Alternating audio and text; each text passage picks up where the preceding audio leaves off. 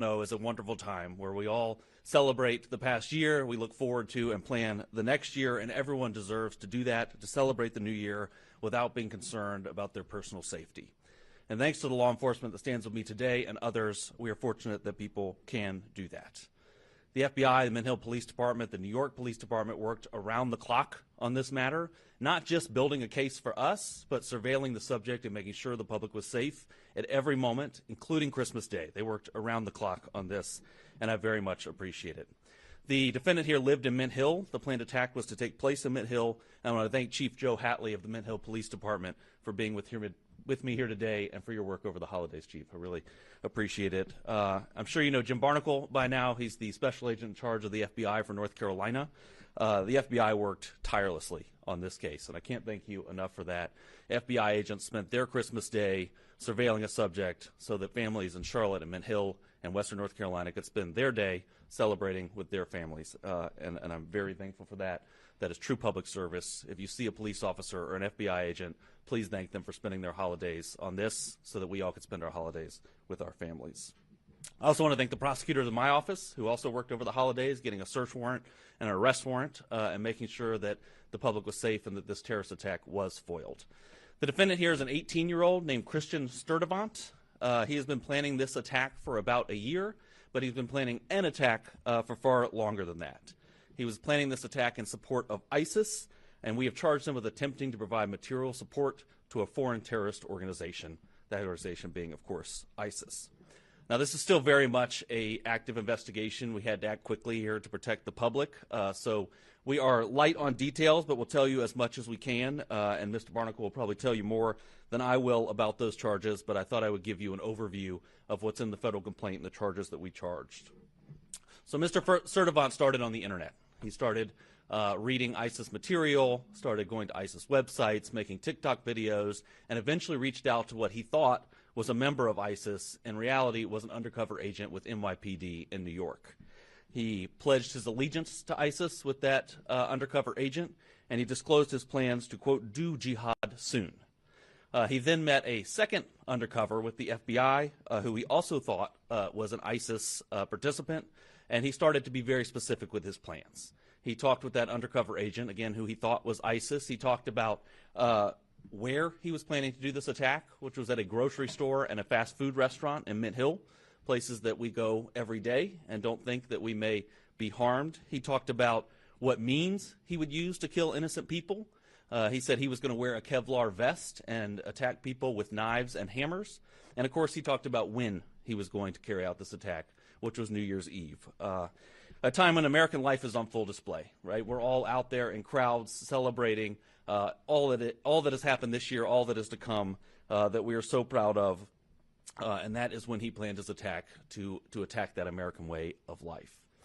The FBI executed a search warrant at his home, and they found the instrumentalities of the attack. They found hammers and knives hidden under his bed. They found notes where he planned his attack and detailed his attack, and plans for how he was going to carry out this attack. It was a very well-planned, thoughtful attack that he had planned and that was fortunately foiled here. He was preparing for jihad, and innocent people were going to die, and we're very, very fortunate they did not. But the fact that along the way, in this extensive planning of this attack, he encountered not one, but two undercover officers should make the public feel very, very good and very safe. Because law enforcement is out there every day, and we know they have a lot to do. But they have people out there making sure that as people plan these terrorist attacks, they have stops so they find it. And they did find it here. And on Christmas, while we were all opening presents, they were sitting in a driveway making sure that the public was safe. And we're very, very appreciative of that. Mr. Sturdivant was arrested on New Year's Eve, the day he planned his attack. Of course, it did not become public today. It has been under seal until today. He made his initial appearance in federal court this morning, about an hour ago, and this case is now moving through the judicial process. So he will have a preliminary hearing after that and a detention hearing, and of course we will seek that he remain detained, but that's up to a federal judge on that issue. He faces a statutory maximum sentence of 20 years. But as I always tell you, every individual defendant gets a sentencing hearing where a judge takes into account a host of factors under the United States sentencing guidelines. They look at that individual defendant The judge, he or she, looks at that individual defendant and makes a decision on sentencing, so we don't know what the ultimate sentence will be here. Originally, I think it is notable, as part of their efforts, the FBI took Mr. Sturdivant to a state magistrate judge to try to have him involuntarily committed. And that was because he had threatened not only other people's lives, but in the process said that he planned to die by a policeman shooting him. So he had threatened other people's lives and self-harm, but the state magistrate judge denied involuntary commitment. Fortunately, the FBI did not give up then and continued to build a federal case and get the evidence they needed to charge him and detain him and keep everyone safe on New Year's Eve. And I'm very, very thankful for that, because countless lives were saved here. On New Year's Eve, everyone is at the grocery store. We're all buying the things we need to celebrate, and we could have had a significant, significant loss of life and significant injury here. So we will be here at the federal level dedicated to making sure the public is safe, like we were in this case. And I know that there's a lot that goes on behind the scenes that's never public for investigative reasons, and it's very it brings me satisfaction to be able to tell the public what law enforcement is doing when you don't know it, and what's going on behind the scenes to keep everyone safe. So with that, I will turn it over to Special Agent in Charge Barnacle, who can tell you a little bit more about the details. Thank you, Mr. Ferguson, and thank you, Chief Hatley from the Mint Hill Police Department, for your partnership in this investigation. My name is James Barnacle. I am the Special Agent in Charge of the FBI here in North Carolina. Christian Sturdivant pledged his loyalty to ISIS and committed himself to killing Americans on New Year's Eve. This investigation unfolded quickly. From the moment the FBI was notified of a potential threat of a terrorist-inspired attack in North Carolina, we went all hands on deck. We assessed the credibility of the threat. The investigation lasted about 2 weeks, included numerous investigative techniques, partnerships with law enforcement agencies, and cooperation from the American public. This Christmas, the FBI and our partners worked to protect the American people. We did not let up until Sturdivant was safely in handcuffs. FBI special agents arrested him on December 31st as he was being released from a local medical facility. On Monday night, as Russ just said, the FBI's evidence response team conducted a search, an authorized search, at his home and on his cellular phone. What we found was a manifesto, which the federal complaint alleges contained detailed plans to execute a massacre on New Year's Eve as people shop, for the holidays. Without the swift action of the FBI Joint Terrorism Task Force, New York City Police Department, the Mint Hill Police Department, and our partners at the United States Attorney's Office for the Western District of North Carolina, we could be announcing a national tragedy. Instead, a terrorist attack was thwarted. Give a little background on Sturdivant. He's a U.S. citizen. He turned 18 in December of 2025. The JTTF collected evidence showing he turned his back on his country and his fellow citizens by pledging allegiance to ISIS with the intent of becoming a martyr. We allege Sturdivant was willing to sacrifice himself by committing a terrorist attack using knives and a hammer to support the murder, torture, and extreme violence that ISIS represents. We didn't just learn about him a few weeks ago. Sturdivant first came to the FBI's radar in January of 2022 when he was still a juvenile. He was in contact via social media with an unidentified ISIS member overseas. Sturdivant received direction from this unidentified ISIS member to dress in all black, knock on people's doors, and attack them with a hammer. In fact, Sturdivant did dress in all black. He left his house with a hammer, and fortunately, his family stepped in. Sturdivant, no charges were filed at that time. He was referred for psychological care, and he underwent psychological care, of which I don't know the details.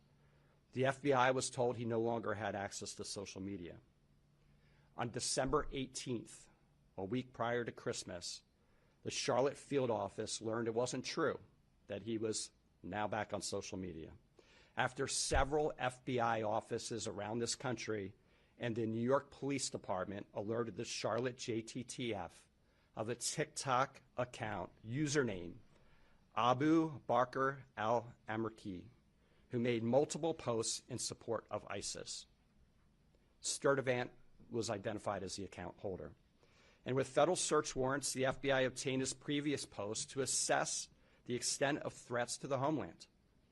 But according to the complaint, on or about December 12th, Sturdivant began communicating with an individual on multiple social media platforms. Unbeknownst to Sturdivant, he was talking to a government online covert employee. Within just a few days, Sturdivant direct messaged the online covert employee with a picture of 2 hammers and a knife. The message was significant since in recent years, an ISIS propaganda magazine promoted the use of knives to conduct terrorist attacks in Western countries. The same ISIS magazine which suggested using vehicles to ram crowds, like the terrorist attack last year on New Year's Day on Bourbon Street. The conversations between the undercover employee and Sturdivant escalated further. Sturdivant allegedly sent a voice recording pledging Bayat, a loyalty oath to ISIS. And on December 20th, the direct messaging allegedly showed Sturdivant asking for help getting firearms, specifically weapons, guns, to carry out the terrorist attack at a food market here in Charlotte area. Thankfully, that did not occur. This investigation was conducted by several FBI field offices, the FBI Joint Terrorism Task Force, which includes the following members: the Charlotte Mecklenburg Police Department, the Matthews Police Department, the Monroe Police Department, the Bureau of Alcohol, Tobacco, Firearms, and Explosives, the United States Customs and Border Protection, the Federal Air Marshal Service, Homeland Security Investigations, Internal Revenue Service, IRS-CI, the United States Postal Inspection Service, U.S. Citizenship and Immigration Services. Also, the NYPD, the FBI New York JTTF, the FBI Columbia Division, and the Mint Hill Police Department were instrumental in thwarting this attack. And of course, alongside our partners at the U.S. Attorney's Office in the Western District of North Carolina, and the Department of Justice. This investigation highlights the very real threat posed by people who self-radicalize online and are inspired by jihadist ideologies espoused by foreign terrorist organizations. They seek to attack soft targets with easily accessible weapons and with little to no warning. To further complicate this threat, we have seen that most successful attackers radicalize in a time span of between 1 and 4 years, and they typically mobilize to act in less than 3 months. The FBI continues to work tirelessly to combat the threats of terrorism for the American people every day. But our partnerships are not limited to just law enforcement agencies. We rely on the communities we serve and encourage the public to contact law enforcement when they see or hear something that doesn't seem right. I also have this personal message. If your child, relative, friend, or neighbor is sliding into a dangerous ideology, you'll be the first to see it. And together we can stop it. The threats we face are bigger than any one law enforcement or intelligence agency, requiring everyone who hears this message to work together to keep people safe. I want to thank our members of the Joint Terrorism Task Force that sit over here today for their diligent effort. We spoke, I can't tell you the number of hours, and this is not an attaboy to the FBI or our partners. They worked nonstop for about 14 days, 24/7, digging through everything we had and keeping surveillance on this subject so we could intervene if he were to potentially attack. Through Christmas Eve, every single day, all weekend. So thank you for your commitment to keeping America safe. With that, turn it over to Mr. Ferguson for any questions you may have. Well, thank you. And let me reiterate my thanks to the Joint